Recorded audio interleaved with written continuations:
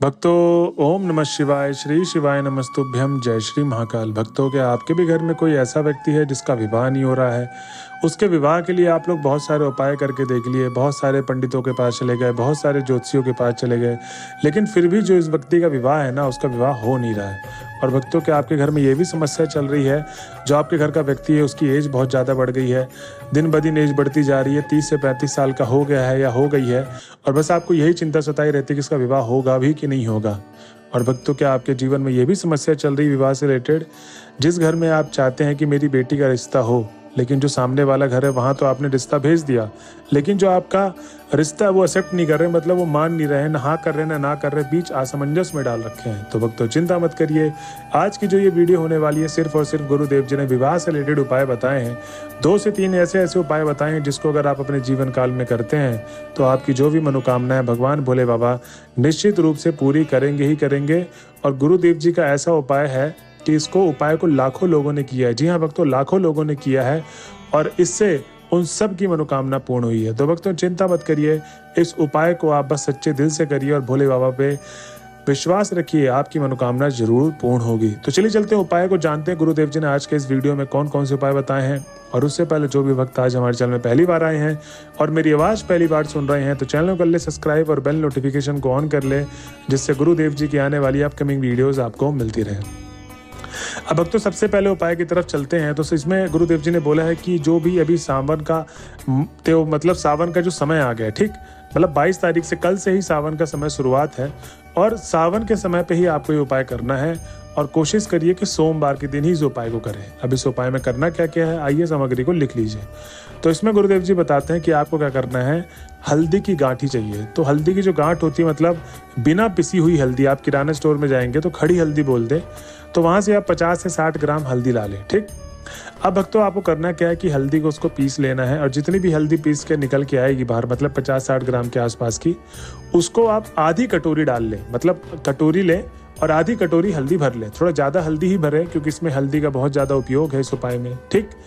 अब इसके बाद गुरुदेव जी कहते हैं कि आपको क्या करना है, एक तांबे के लोटे में जल भरना है और जो आप जल भरेंगे, इस चीज़ का बस आपको विशेष ध्यान देना है कि जल आपको घर से भर के लेके जाना है, मंदिर परिसर से जल आपको नहीं भरना है, ठीक। अब भक्तों गुरुदेव जी कहते हैं कि साथ में आपको चाहिए एक मिठाई का पीस, और जो एक मिठाई का पीस लेंगे वो ताज़ा हो। दूसरी बात, उस मिठाई का करना क्या है मैं आपको उपाय के एकदम एंड में बताऊंगा, बस आप एक मिठाई का पीस रख ले साथ में। अब भक्तों गुरुदेव जी कहते हैं कि ये उपाय वही व्यक्ति करेगा जिसका विवाह नहीं हो रहा है, तो चाहे लड़का हो या लड़की, उन दोनों को ही ये उपाय करना है। उनके माता पिता या उनके कोई परिजन नहीं कर सकते, साथ में रह सकते हैं मदद के लिए, लेकिन ये उपाय वही व्यक्ति करेगा जिसका विवाह नहीं हो रहा है, ठीक। अब आपको सीधा चले जाना है, जब सावन का मौसम आ गया, अब आपको सोमवार के दिन सावन के समय पे चले जाना है। कहाँ पर? महादेव के मंदिर पे। तो सबसे पहले तो गुरुदेव जी कहते हैं कि आपको महादेव के मंदिर में आपको करना क्या है कि माता अशोक सुंदरी के स्थान पे 7 बिंदी बनानी है। कितनी बिंदी? 7 बिंदी। तो आप हल्दी थोड़ा सा गीला कर लें और गीला करके माता अशोक सुंदरी, जिनको स्थान नहीं पता उनका, तो दाहिने हाथ में विराजमान होती हैं भगवान भोले बाबा की सबसे छोटी पुत्री, जिनको बोलते हैं माता अशोक सुंदरी। तो वहां पर आपको 7 बिंदी बना देनी है, ठीक। 7 बिंदी बनाने के बाद गुरुदेव जी कहते हैं कि आपको सीधे चले जाना है कहाँ पर? बेल पत्र के पेड़ के पास। जी हाँ भक्तों, आपको बेल पत्र के पेड़ के पास जाना है सीधा। मतलब इस उपाय में 2 भाग हैं। तो पहले भाग में आपको सिर्फ और सिर्फ क्या करना है, महादेव के शिवलिंग में आपको माता अशोक सुंदरी के स्थान पे 7 बिंदी बनानी है।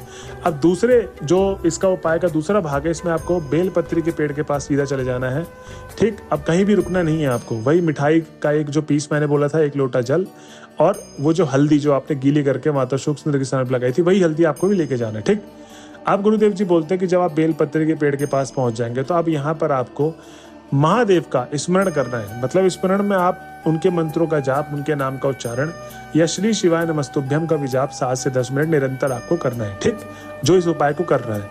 अब भक्तों गुरुदेव जी कहते हैं कि जब आपने आराधना कर ली, 7 से 10 मिनट आराधना कर ली महादेव की, आपको करना क्या है कि दोनों हाथों को अपने हल्दी से लगाकर, मतलब दोनों हाथों में हल्दी लगा लें और 3 बार छापा लगाना है बेल पत्र के पेड़ में। कितनी बार? 3 बार। तो बेल पत्र के पेड़ में आपको 3 बार छापा लगाना है। उसके बाद भक्तों गुरुदेव जी कहते हैं कि आपको अपना नाम और गोत्र बोलना है मनी मन, और आपकी जो भी समस्या चल रही विवाह से रिलेटेड वो सारी की सारी समस्याएं आपको महादेव को बताते हुए घर की तरफ चले जाना है। भक्तों गुरुदेव जी कहते हैं कि अब वो जो 1 लोटा जल आप लेकर गए थे, वो 1 लोटा जल आपको बेलपत्री के पेड़ में ही डालना है। तो वो पूरा उपाय आपने कर लिया, नाम गोत्र बोल दिया, मनोकामना बोल दी। अब सारा चीज जब खत्म हो गया तो आपको वही 1 लोटा जल बेलपत्री के पेड़ में समर्पित कर देना है महादेव का नाम लेते लेते। और उसके बाद आपको करना क्या है कि वो जो मिठाई का पीस है, जो मैंने बताया था कि एक मिठाई का पीस है, उसी व्यक्ति को खाना है जिसने इस उपाय किया, मतलब जिसका विवाह नहीं हो रहा है, उस व्यक्ति को वो एक मिठाई का पीस खा लेना है। बस आपको इस चीज का ध्यान रहे कि वो मिठाई ये नहीं कि आप घर पे जाके खाएं या बाद में खाएं या रख लिया आपने, आपको वही के वही खाना है जिस जगह पे आपने इस उपाय को किया है। ठीक। अब भक्तों गुरुदेव जी कहते हैं कि जब आपने सब कर लिया, जो आपने बेलपत्र के पेड़ के आसपास जो पानी जल डाला था, मतलब ठीक, वहां की आसपास की मिट्टी गीली होगी, वो आपको माथे पर तिलक के रूप में लगा के अब अपने घर की तरफ चले जाना है। आपको इसी तरीके से उपाय करना है जैसे गुरुदेव जी ने बताया, क्रमांक वाइज। आपको अपने हिसाब से ऊपर नीचे इस उपाय को नहीं करना है। ठीक। तो जैसा जैसा आपको उपाय बताया गया है वैसा वैसा इस उपाय को आप कर लें। अब भक्तों गुरुदेव जी बताते हैं कि दूसरा उपाय, इसमें आपको क्या करना है। ये उपाय आपको किसी भी सोमवार वाले दिन, मतलब ये नहीं कि सावन का महीना चल रहा हो, कहीं कैसा भी चल रहा हो, आप किसी भी सोमवार के दिन, मतलब ये वीडियो को कोई 1 साल बाद भी सुन रहा है तो वो इस चीज को जान ले कि एक, मतलब जो भी अगला सोमवार पड़ेगा उस दिन आपको उपाय करना है। अब इस उपाय में गुरुदेव जी बोलते हैं कि आपको क्या चाहिए, 1 बेलपत्र की डंडी। और जो आप 1 बेलपत्र की डंडी लेंगे वो ज्यादा बड़ी डंडी ना ले, अपने हाथ के बराबर के आसपास की डंडी ले ले बेलपत्र की। और साथ में चाहिए आपको 1 काली मिर्च, मात्र और मात्र 1 काली मिर्च।